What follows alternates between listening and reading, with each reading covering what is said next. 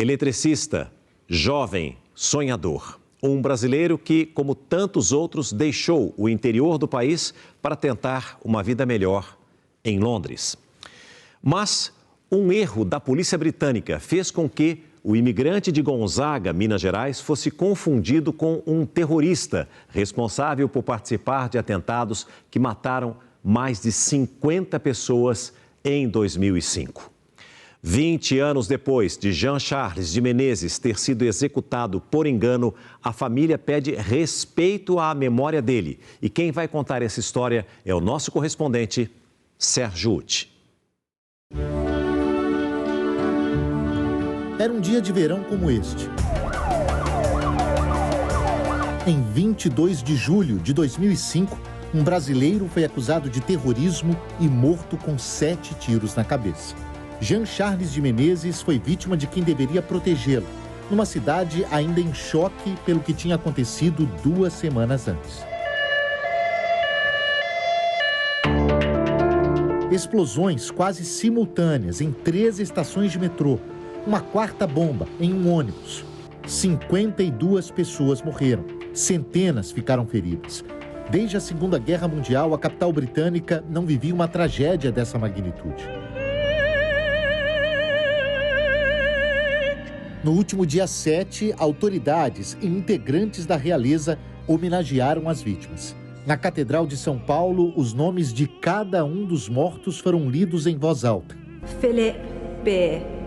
Kieran Cassidy. No memorial, para lembrar a tragédia, o premier Keir Starmer, o prefeito de Londres, Sadiq Khan, e depois até o príncipe William depositaram flores. Muitas solenidades e nenhuma menção àquele que também foi uma vítima. Patrícia chega ao Hyde Park para visitar o monumento em que há 52 colunas de aço inoxidável representando os mortos nas explosões. E com a informação dos lugares onde eles morreram. À frente, uma placa com os nomes. Mas ela me diz que falta um.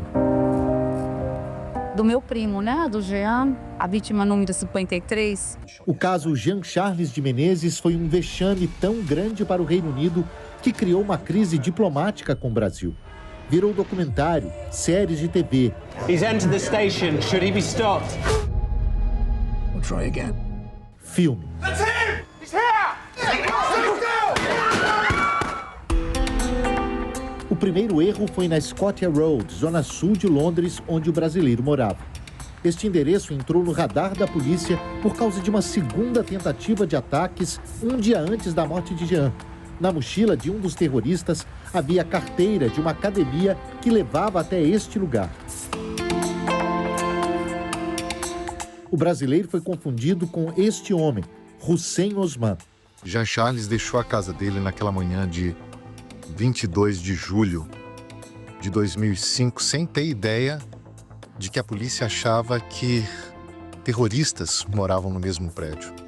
Que ele era um deles. Eu percorri o caminho feito por ele naquele dia. Durante todo esse trajeto entre a casa e o ponto de ônibus, Jean Charles estava sendo seguido, sem saber. Jean Charles embarcou em um ônibus. Chegou a ligar para um colega para avisar que se atrasaria no trabalho por causa do trânsito. Inclusive, dentro do ônibus, havia um oficial do Serviço de Inteligência Britânico seguindo cada passo dele. Seria a última vez que Jean tomaria um ônibus na cidade onde morava havia 3 anos. Ele desceu perto da estação de metrô de Stockwell, onde pegaria o primeiro trem. Os policiais estavam descendo essa escada. Os policiais que iam atirar. Quando o metrô chegou, como está acontecendo agora, Jean Charles já tinha descido a escada e simplesmente embarcou no metrô. Ele entrou, sentou. Foi o último momento do brasileiro.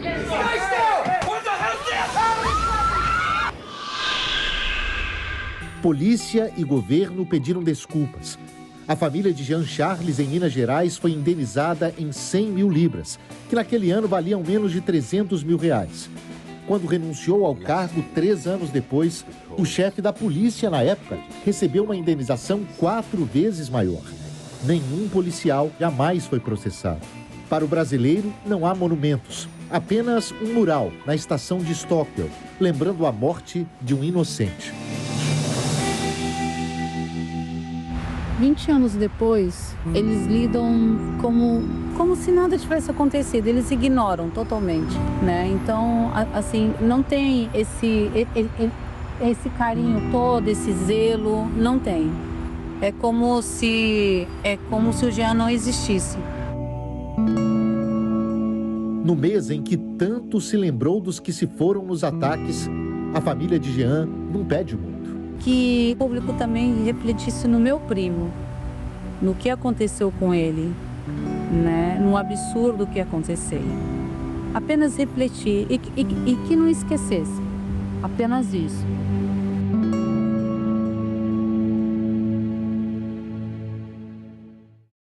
O que se pode exigir é, sem dúvida, o respeito à memória de Jean Charles. De volta.